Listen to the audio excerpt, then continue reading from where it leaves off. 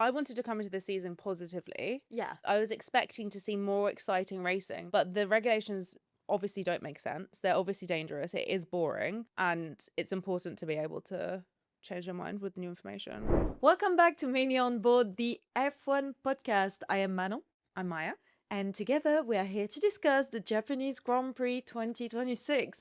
And what a race that was. It's ironic. It was pretty boring. It was pretty boring, but it showed us lots of things about these regulations, and there is a lot to discuss. There are a lot of cons to the regulations. Where do you want to start? Let's start with some positives. Okay. Oscar Piastri finished the race. He started the race. Yeah. The expectations He were on the led ground. the race. He did. And he finished on the podium. Absolutely. That's incredible. He can go home now. Yeah, he I can. mean- He's done one race. And he's got 1 month to rest in Australia if he wants to. The question I want to ask you, Oscar said that he could have won the race. He thought he was confident. Do you actually think he could have held off the Mercedes? I don't know, because ultimately George got Lando. Mm. Obviously, like, it's a if the safety car hadn't happened. Yeah. Before that, George was right behind Oscar. So I do think that if there hadn't been any safety car and it was like on pace alone based on where they pitted, I think George would have gotten him. Mm. But like we always say, what ifs, we don't know. Yeah. But it's good that he was confident in his car, Yeah. because that's the first Grand Prix he's done in this It's true. car. So it's exciting that he's like happy with it. Yeah, and I think it says a lot that he managed to get on the podium because he was essentially screwed over by the safety car, right? Yeah. He was one Yeah. of many who pitted right before the safety Yeah, car. exactly. So Yeah. he still managed to get back up there, and No, it's you, true. you would imagine that maybe Lando would have been in that position. And oh no, Lando also pitted early. Lando pitted before Oscar, actually, which is a different topic, which is like, because they asked Oscar how he felt about pitting, and Oscar said, if you think the other tire, by which he meant the hard, can last until the end of the race, that's fine. And suddenly they pitted Lando, even though we thought they were bluffing to get Mercedes to pit. Yeah, I mean, we don't hear all the radios, No. which we'll talk about later, but Yeah. it's misleading. I think they were bluffing. I think they were trying to get Mercedes to go in earlier.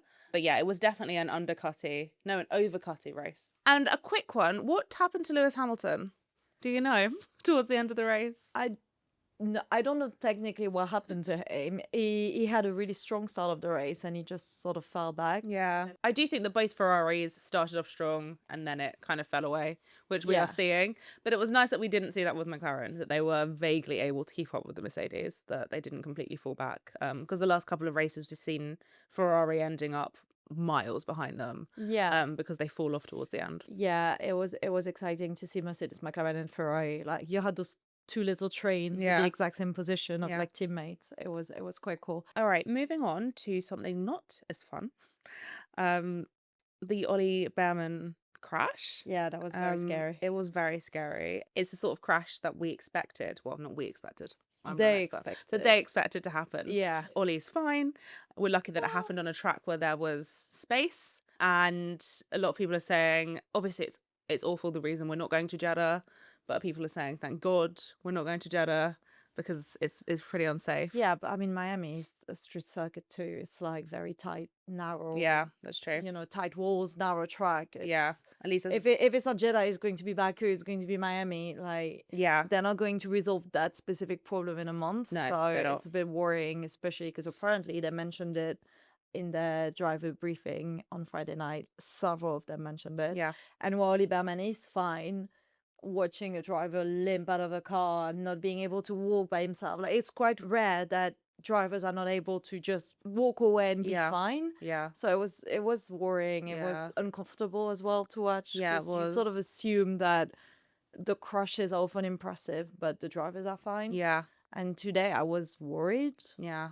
It's interesting what Carlos was saying in his post-race interview, saying the GDPA has warned the FIA about this, that they've been talking about it the whole time, and that nobody's listening to the drivers. And I think this regulations has so much politics, like in Yeah. terms of money and who has power, that they've sort of forgotten to listen to the people who are actually in the cars. So what happened to Ollie? Why did he suddenly lose control and ran into the wall with 50 G-force? Yeah, there's been a lot of talk about closing speed. Yeah. Which is a complicated term for the difference between the speeds of the two cars at the end of the straight. And because of the boost button, the car that's overtaking has loads more speed, up to 100 kilometers per hour.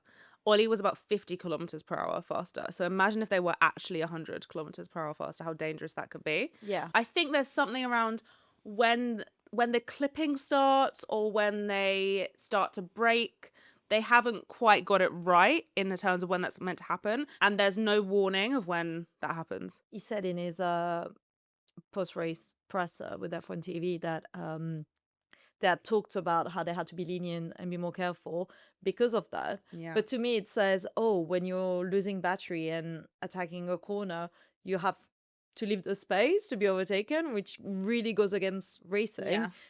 Because otherwise you risk making the guy behind you crash. So it's like, I either crash or overtake you. What are you going to do? Yeah, it's so it's a stupid. weird thing to ask a driver. And ultimately, the driver that's behind, because they're going so much faster, can't follow when the driver in front is going to brake. You Yeah. want to brake later if you're overtaking. That's the whole point. Yeah. And you can't because it's dangerous. Yeah. And it's super flawed and a shame that it's like that. It's definitely a shame. The FIA has released a statement following the incident. Yes. It's a bit of a shame that it takes a driver potentially getting hurt for them to actually speak out. But they said that they will take the upcoming month off to review the regulations and see what can be changed. Yeah. So hopefully things will happen, things will change, but obviously it's a set of regulations, the cars are built. There's not that much that you can do. Yeah, they did say in the statement that the regulations have been built to be flexible in terms of energy management in particular.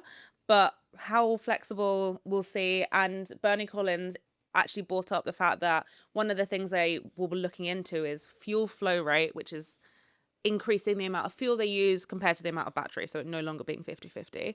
And she said that that will potentially cause problems for teams that have got engines built in a certain way that doesn't work for them, and so it will advantage some, disadvantage others. We don't know which ones it will advantage, which it will disadvantage. And ultimately that's not fair. I guess teams do expect some changes to regulations to benefit them or not benefit them in the first seasons of a new regulation, but going from 50-50 to something else feels huge. Especially for teams like Aston Martin or Red Bull or Audi, the ones who are new and have new engines. That's, you've got so much less expertise and you've got really specific regulations, nothing from other years. I think that will be tough for a lot of teams. Fair enough. Yeah. Something that was brought up quite a lot was that we didn't see anything of this race other than the top 6 or 7. We didn't see anything. There was very little radio being broadcast. Yeah. Which was frustrating because when nothing happens, at least if you hear the intrusive thoughts. For And example, they had great radios. Alex Albon spent the second half of the race just testing. Yeah. And he did about 10 pit stop. Yeah. I would have loved to hear that conversation. Like every time he gets called in the box. That could have been funny. And it's not like he's complaining about the regulation. So I don't understand why they didn't show it. Because some people were saying, oh, they're censoring the drivers. They don't want us to know that the drivers are complaining. Yeah. Fair enough. But there was other things happening. I wonder, because when I'm on the onboard, the sound of the engine is terrible and you can't really hear their voices. I wonder if the team in the F1 office also struggle and they have to pick and choose the ones that they can actually understand. Yeah, I don't think there's anything, the radios, I don't think there's anything suspicious in it. No. I think there possibly wasn't anything that was related to the main race that was happening and they couldn't hear. Because honestly, if you haven't been on an onboard this season, we were like, is Max's radio broken? Yeah. Because we couldn't hear anything. Yeah, that made it like pretty boring because it was just cars following each other and we didn't get like a lot of the exciting overtakes from the past 2 races. People were complaining about manufactured overtakes, but at least there was overtaking. Yeah. We went from 2 races where Max had to like overtake a lot of cars to get back to the top 10. This time he was stuck behind an Alpine for the entire race, and watching Max Verstappen stuck behind a car, any car, like he said himself, like it's not the Alpine, like the Alpine's very good this year, so you can't just discredit them. But yeah, it's frustrating, and he said himself that he only tried to overtake once because he knew that he would get taken again after, but he wanted to sort of test it out, and he tried once, lost the place, and he thought, there's no that's point. it, this is how it works. Yeah. And it must be very frustrating. Yeah, it must be. But yeah, we don't know what happened at the back of the grid because we were not shown it. That's true, Yeah. actually. And another TV broadcasting thing, the fact that Kimi Antonelli's pole lap was not available completely. Yeah, it was strange and weirdly coincidental that the Yeah. part Can you of the explain what lap, happened? it's basically on when they show the pole lap, it's always an onboard shot, but for some reason in certain corners they cut back to the offboard, the proper like track camera angle, and they excuse that by saying that they lost transmission, they lost, I don't know, access to that specific Yeah. part on the onboard. But it's one of those corner where cars usually lose speed, and Yeah. something that people have been criticizing a lot. So it's almost like they removed it because they didn't want people to discredit Kimi's lap and just Yeah. discredit quali laps. Yeah, absolutely. Especially because they brought some amendment to the regulations for this weekend, which They didn't do anything. change much. No. And on that as well, they lost the telemetry from a lot of Kimi's laps in Q3. Oh, Um, interesting. because I know because I checked, and also because they were comparing Kimi's Q1 lap with Max's lap from last year because they didn't have his Q3 telemetry. Okay. I hope Mercedes has it, but Yeah. there was a problem. Apparently, we don't have that telemetry, which is weird. Well, I hope it's a technical issue and not a weird PR censorship problem, because it's F1. They don't need to sort of justify themselves. They don't need to hide their onboard, because people will. We know what's going on, guys. regardless. People are not using the onboard of the pole lap to complain. They're just complaining. That's the internet. Yeah. And they're still watching. Well, I haven't looked at the numbers, but if they're complaining, it means they're watching. Yeah, that's true. That's true. Speaking of Kimi, congratulations on back-to-back wins. Yeah. I feel the new regulations and people's complaining is sort of overlooking the fact that this 19-year-old is leading the championship. Yes. People, I think, are treating it as a bit of a fake championship, which fair enough. But Kimi is leading. Kimi is beating his teammate in equal machinery, and he's handling that pressure. Yeah, he is. He had a terrible start, got very lucky with the safety car, but managed to keep that lead. Yeah, that's the thing. You don't win a championship because you've got the best car and you're the best driver all the time. There is always circumstances that you have to capitalize on, which we saw last season that didn't always happen. Yeah. And the fact that Kimi is, handling it, amazing. And ultimately, it was almost a great thing that he missed his start. Yeah. Because then George became the car to prioritize with bid, and that's how George lost out and Kimi won. Yeah. So sometimes things happen for a reason, and yeah, I'm happy for him. I hope it's not just luck. I hope he keeps his good form, because ultimately we want like a good championship fight. I think the odds are still with George. Yeah. But it's exciting that he's definitely not going to dominate the entire season. Yeah, we even said I don't think Kimi's got it in him, but here we are. Look at him now. Yeah. I love that for him. Yeah. And a little word on Red Bull being 6th in the Constructors' Championship. It's very upsetting to see them there. So they're on equal point with Alpine, 16, and you've got Racing Bulls in 7th place with 14. So they're all very close, the three of them. It wouldn't take much for Racing Bulls to overtake Red Bull in the standings. I don't know if it's ever happened. Probably not. No. Like I said, it's not, Red Bull's behind Alpine. It's like, no, Pierre Gasly is being amazing. Yeah. I think Pierre definitely deserves it. I'm very happy for Alpine that they've brought themselves up, and they obviously made a good decision on the engine front. So, yeah, that's good. I do worry about if and when Red Bull gets overtaken by VCarb. That's embarrassing. At this point, we have a lot of, as Red Bull fans, we have a lot of understanding for the fact that Red Bull have got a new engine and they're going to be a bit slower and it's a project. But if you've got this team with the same engine as you and your aero package and your balance is off, that's not an engine problem. That's unexcusable, because you're in the same building. Just go knock next door and see what you guys have that we don't. Yeah. And in an interview, Isaac just said that at least he's happy that the problem is the car and not the engine, because he thinks it's harder to build a good engine than a good car. So at least it's something, because a Red Bull engine could have been terrible. Yeah. We could have had Racing Bulls and Red Bull at the bottom. Yeah. The midfield is worrying, but there are some of the best engineers in the sport. They're a great team. I'm happy that both drivers are sort of like, equal. Obviously, Isaac had a terrible race, but he had qualified Max in quali. Yeah. So you don't have like any hint of that conversation about drivers. If there was a really good dominating drivers at Racing Bulls and the second driver in Red Bull was a bit bad, it would be a case, is it the car, is it the engine, is it the driver? At least now they're all sort of equal in both teams, which I think is good because now they can work together. Yeah. And it's about like finding performance and not about contracts and seats. Yeah. So Yeah. I think, we need to see some sort of regulation improvement over the next couple of weeks. yeah. Red Bull need to get on, they're overweight. They need to sort that out. They're not the only team that's overweight. And then hopefully Max will be in a better mood. If you haven't seen, Max did an interview saying that he's considering his options about what he wants to do with his life. Yeah. He didn't say openly, I'm thinking about retiring, but that's the conversation that the internet is having at the moment.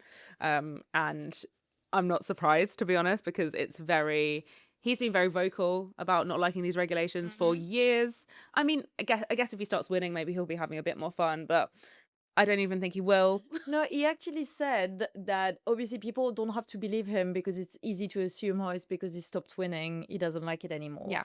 But he said he's just not having fun. And he said he has been in situations like in his early years where he was fighting in the midfield. Yeah. But he was having fun because he enjoyed, like he had the passion for it. He wasn't doing it for, the win, the money. He was doing it to get better, like he was in karting. And now he doesn't like driving that car. He doesn't like the rules. He doesn't like. So this is a bit like you don't even want to show up every weekend to do better. Like he said he's doing his best, but he's not enjoying it. So I understand why while he's driving that F1 car, he's thinking about his next like GT3 race. Yeah. Because this is something that excites him.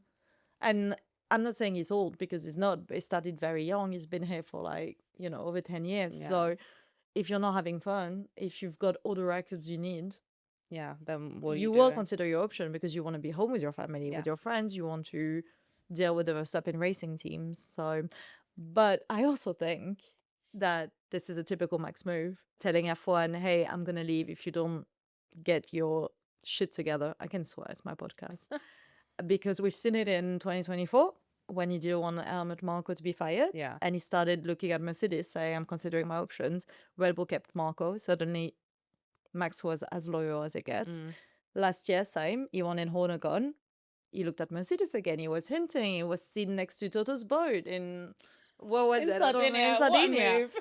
They fired Horner. No more rumor to Mercedes. George was always staying. And now he's once again hinting at retirement. And throwing lines like, "Oh, I hope F1's listening. I hope they'll do the right thing." So it's him using his like power, and I respect that because Ollie complaining about his crash, they won't care. Yeah. Max Verstappen has such like a big power, and we've seen it with like the journalist fiasco on Thursday. He knows the value he has for the sport, whereas the sport doesn't have that much value for him. Yeah. And he leverage it. So it's just a case of, I don't know, maybe like the FIA making like a commitment to changing the regulations that look appealing enough for him to come back next year. Yeah. But right now, nothing has changed. No. So of course he's thinking, maybe not. Yeah. And it's for everyone, and the FIA needs to make that decision quickly. They need to tell teams, because the teams are developing for next year right now. They start the 1st of January. So they need to tell teams in this break, this is what's going to be this season and this is what it's going to be next season. And there needs to be significant change because I think that statement shows that they realize that they are losing people. Like we've noticed their engagement in F1 is super low. Yeah. Usually at the start of the season, there's so much excitement and everything. It's dead. Yeah. And it's not just us. So there must be a commercial loss that they're having based on what's going on. There has to be, because you've got Ferrari, McLaren and Mercedes fighting at the top, which should, and nobody cares. It should excite most of the fans. Yeah. But I think he's bluffing. Yeah. While also considering his option. Yeah, let's hope so. All right. Do you have a radio to share with me? I wanted to talk about George's radio, which was a bit cryptic, where he said something like, oh, guys, are we going to do the thing we trained for? Something about training. And to most people, it sounded like a request for team orders, which was strange.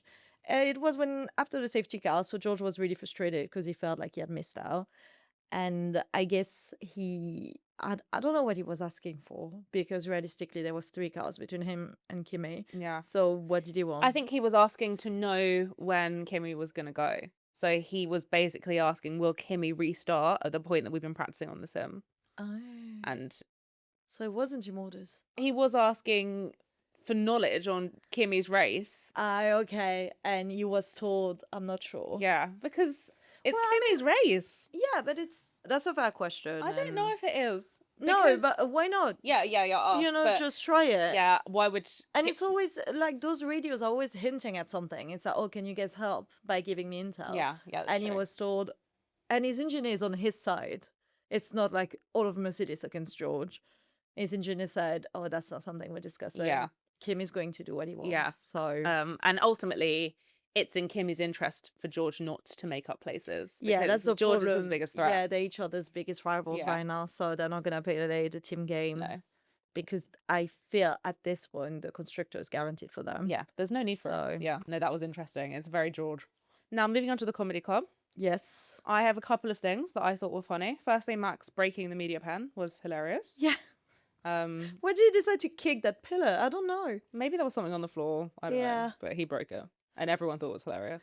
And he thought that was so funny that he interrupted George Russell's post-race interview when George was in a mood, right? Like, that must have been scary. He didn't care. He went, George, look, I broke the... So that was silly. And an overarching comedy club, I think, of this weekend has been the Mercedes Wolf livery. Yeah. Just the whole thing is hilarious. It's been really animal themed this weekend. I'm not saying Godzilla is an animal, but, there was a lot of creatures. Yeah, and the race suits were funny. Interesting, yeah. Were they going for, like, fur? Yeah. I think they were going like for fur. They were working, like, with concrete. And I just come out of a shift. Yeah, either they were going for fur or they were going for, like, scratches. Oh. But that's also... It's like a wolf attack. I don't know. What does Toto do? Toto's, like, lost his mind. Toto's lost his mind after a bad race. Yeah, I mean, it was fun, but it was weird. Like, it was odd. Yeah. Time for Armchair Team Principal. We are going to have a team each, and we are going to give them some advice. I hope I get Cadillac. I don't even know what they did this weekend. Honestly. Aston Martin. You know what? Alonso finished. Congratulations. We take what we can. Yeah. They actually don't really have a team principal right now. No. Something we could cover quickly. How Adrian Newey is probably going to step back. Obviously, he's not leaving the team, but I don't think Adrian Newey should have been team principal in the first place because that's not what his brain is good at. I mean, maybe he's good at this, but we know that he's good at developing and designing the car. Yeah. And the car is bad. Adrian Newey was always kind of an interim team principal anyway. Yeah. And it makes sense that he's stepping down. And Aston Martin did always say this is part of the plan. I don't think it's this much part of the plan. Well, in Lawrence Stroll's statement, he said that they've always done team principal differently from others, which, what happens in the background doesn't matter as long as the team does well. Yeah. When you're the only team that does management differently and your car's not performing. Yeah. And we know that the people working at Aston Martin are great. Yeah. So you wonder what the problem is. And obviously there's been big rumors of, Jonathan Whitley probably being attached to Aston Martin. Nothing's been announced, it's been denied, but in F1 you deny something and the next day it's announced. Yeah. And he probably has like a lot of gardening leave from Audi. So it might be a case of someone else steps in and then he magically gets announced. Yeah, but it will be as a team principal. It will probably be he can't work this season. Yeah. So it's a shame for Jonathan. I think it's a big gap it's going to be in his career. Yeah. When he's reached the top, and Yeah. a lot of people move from F1 teams in the UK and go elsewhere and they're not happy, and this is a thing that happens. So yeah, there's lots of reasons for it, but it does seem like they're linked. It is absolutely personal reasons, and I've seen a lot of people being disappointed, like, oh my god, he's abandoning Audi after like the start, and I'm like, yeah, but if he needs to be back to the UK because I don't know, he's got a parent that's ill, Yeah, he's or got his a kid kids are that's unhappy. depressed. Yeah. If they're homesick, I don't know, it could be anything that's none of our business, Yeah. but it's valid enough to quit that job in Yeah. F1. Yeah. People were annoyed at the idea that he's quitting to go to Aston Martin because of the money. But yeah, Aston Martin have a reputation for buying people off their team because they have a lot of money. But it could also be that they're in the UK. They're very close to Milton Keynes, so he can go back to his old house. Kids can go back to their school. Yeah. It doesn't really answer my question about team principal. But yeah, there's progress. They've finished a race. So the car is capable of doing 53 laps. I hope it means Alonso will have gathered a lot of data. I hope they had the car set up differently, and that's why Lance Stroll didn't finish. Yeah. And they can sort of say, okay, this didn't work. Alonso's worked. Great. And also I would ask for baby pictures. Yeah, I know. He had a baby. Alonso had a baby. What? I think that Congratulations, there Fernando were Alonso. rumors months ago that his girlfriend was pregnant. Yeah. But people just stopped talking about Yeah, it. I think it was done very tastefully. You know, we don't really know about it. It's quite nice that it's been quite private. I like that. All right, I've spun again.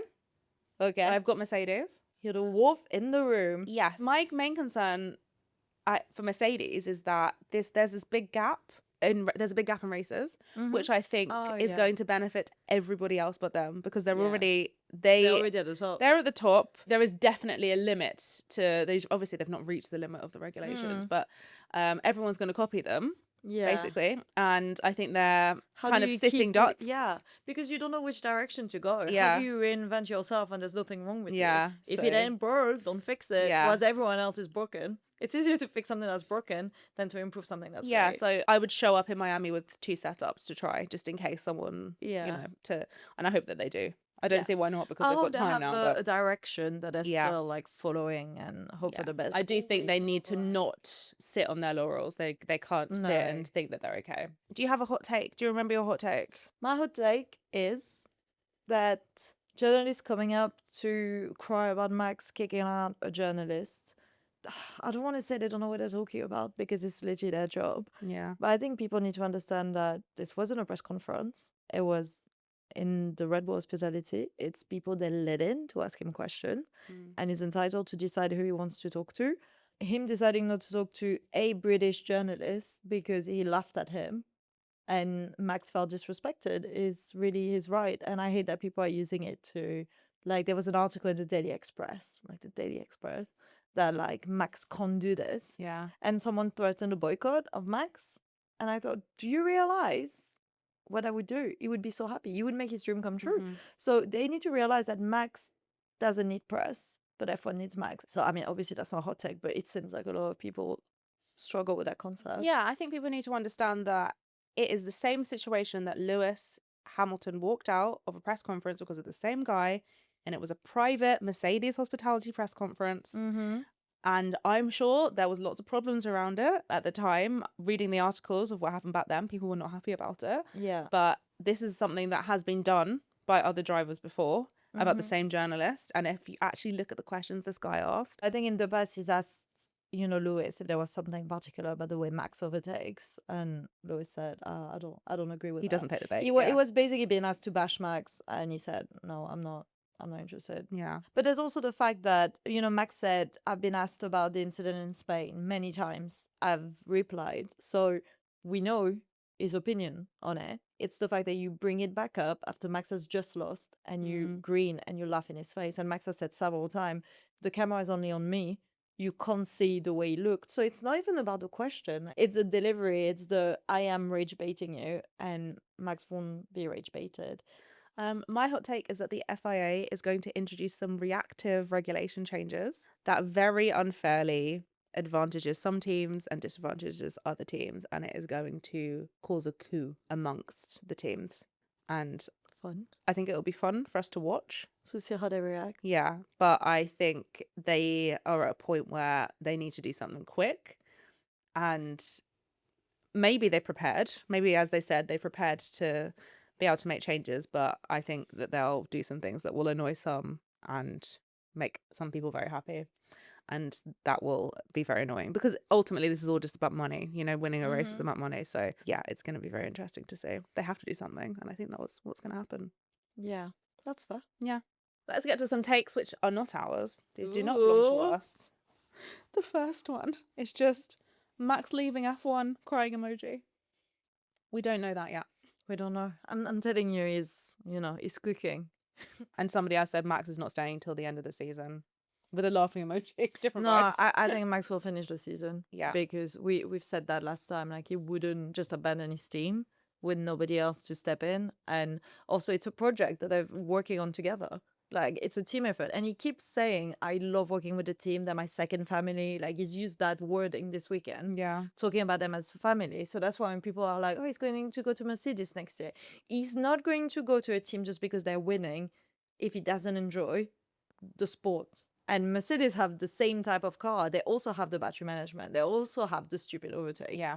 So, yeah, he would be less, frustrated. But yeah. Boring. I don't like the new way of racing. So I felt like we've defended the new regulations quite a lot, but today was like a bummer. I think ultimately I wanted to come into the season positively. Yeah. And I was expecting to see more exciting racing because it's closer to a series that I know has exciting racing. Yeah. But the regulations obviously don't make sense. They're obviously dangerous. It is boring. And it's important to be able to change your mind with new information. Oh yeah, no, of course. And also like having watched it, like the two first races, I had a good time despite Yeah. it being very early. Yeah, that's true. Even yesterday during qualifying, Oh I my didn't want to God. be awake. I wasn't enjoying myself. It was so boring that we immediately went back to sleep. Yeah, and I didn't even care that Max didn't make Q3. Yeah. Was that would have been like such a big deal last year. Yeah. But now I was like, I can't even think of making a video to talk about it because the explanation is that the car sucks. This is an interesting one. The F1 is in serious trouble with these new regs, and the drivers are afraid to speak up. I don't think I agree that the drivers are afraid to speak up. No, I think the drivers are really outspoken. It's just what they allow us to see. Yeah. Like, obviously, I'm not a conspiracy theorist, but when you... But I'm about to say a conspiracy theory. But when you look at so much content the way we do, Yeah. like, I noticed earlier that Max Verstappen was speaking to Sky, but it wasn't to Rachel Brooks. So, as she disappeared, as she decided not to speak to Max Verstappen, no, maybe that conversation didn't get broadcast for a reason or another, and they broadcasted someone from a different Sky Sport. And it makes you wonder, like, are there conversations that the drivers have with the media that just don't get shown for a reason or another? Yeah. You don't see everything. And so if you hear something, it means they're not being censored. Like, we know they don't like it, therefore they're not being censored. Yeah. Otherwise, they would just say nice things about it. So, yeah, I don't think they like it. And I do think it's what's the wording, like bad for the sport, like the sport is in trouble. In trouble, yeah. I do think it's very bad for the Because I sport. also think like we've reached a point of F1 fatigue from the new superfans that got really obsessed with it, and that now, yeah, just like fatigue because it's been a few years. You can say that like nobody spoke about the last season of Drive to Survive. No. People just complain about the regulations, so the fandom online is not really fun. I think we really noticed with these new regulations that they really took into account getting new teams involved, getting new people to be happy, getting, there was probably too many voices and too much thought and energy put into growing, but the product is actually bad now. So that's not good. And finally, from Discord, which you can join. Hello, Discord.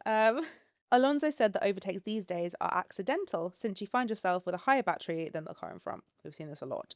So your choice is to either overtake or crash into them. And that made me think about Ollie's crash. Do you think that one of the reasons as to why Ollie crashed was because of what Alonso said about how Ollie essentially did not have the choice, even if Franco didn't move, to overtake him? Do you think there will come a point where they're so like in control of it because they've practiced it enough that they can? You can't be in control of it. They're out of control of it. Oh. It's energy deployment. It's not.